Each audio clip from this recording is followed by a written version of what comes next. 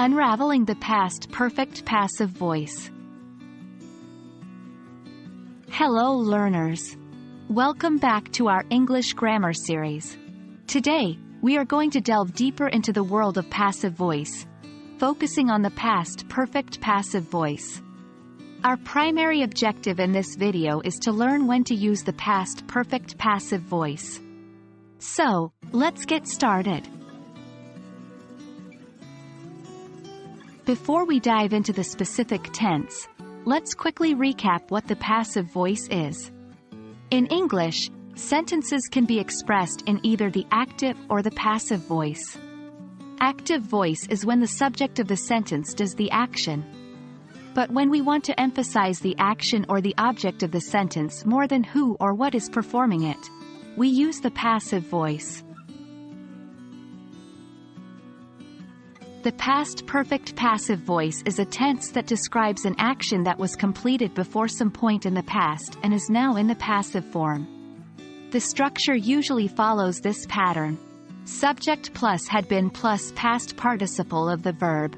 For example, the book had been read by her before she gave it to me. Here is the main section of our video today. When to use the past perfect passive voice. 1. Previous completed actions. We use the past perfect passive voice to talk about actions that had been completed before another point in the past. Example: the dinner had been cooked by Mom before Dad arrived. Focus on the action, not the actor.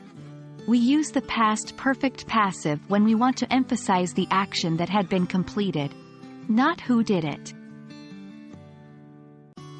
Example: the office had been cleaned before the guests arrived. Remember, the passive voice helps shift focus to the action and away from who performed it. Unknown or irrelevant actor.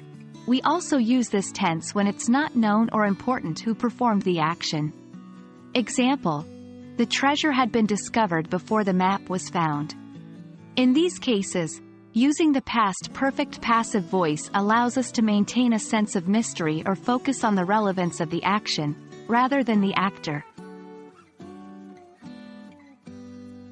That brings us to the end of our video on the past perfect passive voice. Remember, like all aspects of language learning, practice is key. Keep practicing the use of this tense in different contexts and you will get the hang of it. As always, happy learning and see you in our next video.